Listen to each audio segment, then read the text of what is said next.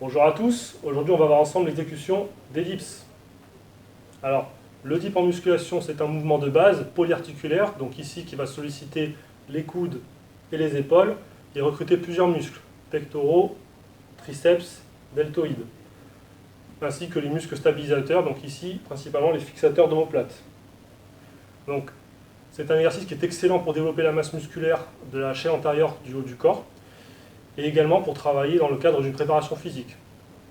À ces égards, le dip est un mouvement souvent pratiqué, mais également souvent mal réalisé. Donc nous allons voir dans la suite de cette vidéo l'exécution correcte de base à avoir, les variantes qu'on peut apporter, ainsi que les erreurs à éviter. Donc au niveau de l'exécution, je vais démarrer le mouvement en prenant appui sur les barres et en montant sur le marchepied. Ici, je vais placer mes épaules en les baissant et en les ramenant vers l'arrière, donc en fixant les omoplates. Là, je prends appui complètement sur les prises en basculant dans le vide. Je peux joindre les pieds en avant-derrière.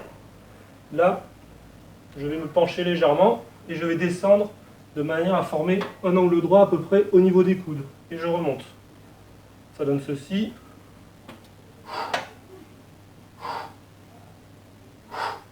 Quand j'ai terminé, je reprends appui sur le marchepied et je peux descendre.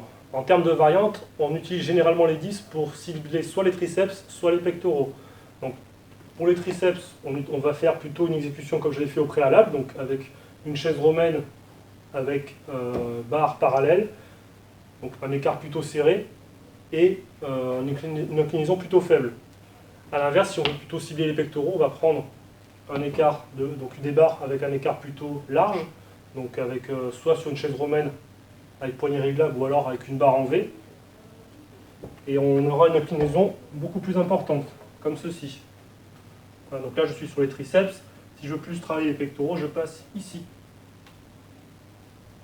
Et je descends. On peut également apporter des variations sur le niveau de difficulté du mouvement. En effet, si vous n'êtes pas encore capable physiquement pour réaliser les dips au poids du corps, vous pouvez utiliser une chaise romaine comme ceci, à gravitron, c'est-à-dire avec un support sur lequel vous posez vos genoux et qui vous aide à remonter, donc qui va vous délester.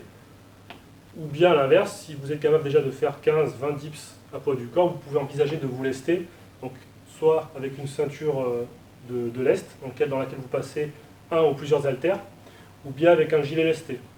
Enfin, vous pouvez également utiliser les élastiques dans le même ordre d'idée, donc soit pour vous délester, soit pour rajouter de la difficulté. Donc le dip est un excellent mouvement en musculation, encore faut-il savoir bien l'exécuter sous peine de blessure. La première erreur qu'on rencontre le plus fréquemment, c'est de démarrer le mouvement dans cette position, avec les pieds encore au sol et de surcroît les coudes sur les côtés. Ici, ce qui va se passer, c'est que j'ai ma tête humérale qui ne va pas pouvoir coulisser correctement, puisqu'elle va être compressée contre la cavité. Deuxièmement, le fait d'être dans cette position va m'obliger à lever l'épaule, ce qui va occasionner des problèmes acromioclaviculaires. Enfin, dans cette position, je vais également risquer d'endommager mon tendon du supraépineux, puisque celui-ci risque de venir frotter contre la voûte acromio-coracoïdienne. Donc la deuxième erreur, c'est la continuité de la première, puisqu'on va reproduire le même schéma, avec les coudes encore une fois sur le côté. Bon, je ne le fais pas dans le vide parce que j'ai pas envie de me faire mal, mais ça donne ça. Donc, on obtient donc les mêmes conséquences, donc avec les frottements au niveau de l'acromion. Donc ce que vous devez bien prendre garde, c'est de ne pas avoir les coudes sur les côtés, mais bien en arrière quand vous faites le mouvement.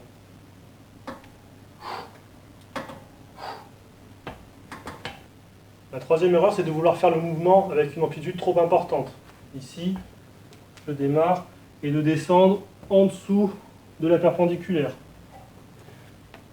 Le résultat, c'est que je vais avoir ma tête humérale qui va petit à petit sortir de sa position et je vais provoquer un étirement très important au niveau des deltoïdes, mais également des muscles de la coiffe des rotateurs, ce qui pourra provoquer à terme des blessures. Quatrième erreur, la position du cou en hyperextension. Donc on la retrouve souvent quand on fait la ou les dernières répétitions d'une série. Je suis là, j'en peux plus, et je force. Hop. Voilà, donc là j'ai tout fait pour terminer la série, et surtout j'ai tout fait pour bien développer une future névralgie. Pourquoi? Parce que là je viens comprimer mes cervicales, les cervicales qui font partie donc, de la colonne vertébrale. Et qu'est-ce qu'on trouve dans la colonne vertébrale? La moelle épinière. Et la moelle épinière, c'est de là que partent tous vos petits nerfs qui vont énerver les muscles, d'où la névralgie. Cinquième erreur, c'est de venir claquer les coudes au cours du mouvement. Je suis là, je descends, et pah, je remonte brusquement en verrouillant le coude. Donc là, je fais supporter tout le poids du mouvement à mon articulation, ce qui peut engendrer à terme, à la longue, donc des calcifications, des blocages et donc des douleurs.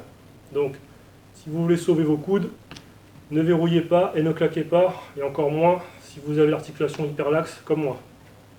La sixième erreur, c'est la non-maîtrise de la trajectoire. On va souvent faire ce genre de choses.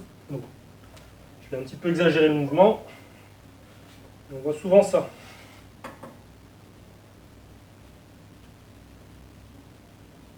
D'accord? Donc là, c'est plus exactement des dips, mais ça se rapproche plus de la balançoire. Donc quand on fait ce mouvement, on utilise donc l'élan et donc on travaille moins ses pecs ou ses triceps. Je dois bien prendre garde à faire mon mouvement avec une trajectoire rectiligne de haut en bas, comme ceci.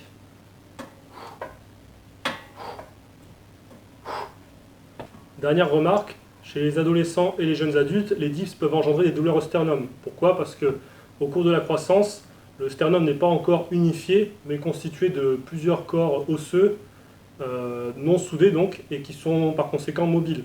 Donc, si vous faites fréquemment des dips, vous pouvez développer des douleurs au niveau sternal. Donc, si vous êtes dans ce cas de figure, il vaut mieux réduire la fréquence, voire arrêter le mouvement temporairement pour ne pas aggraver la douleur. J'espère que la vidéo vous a plu.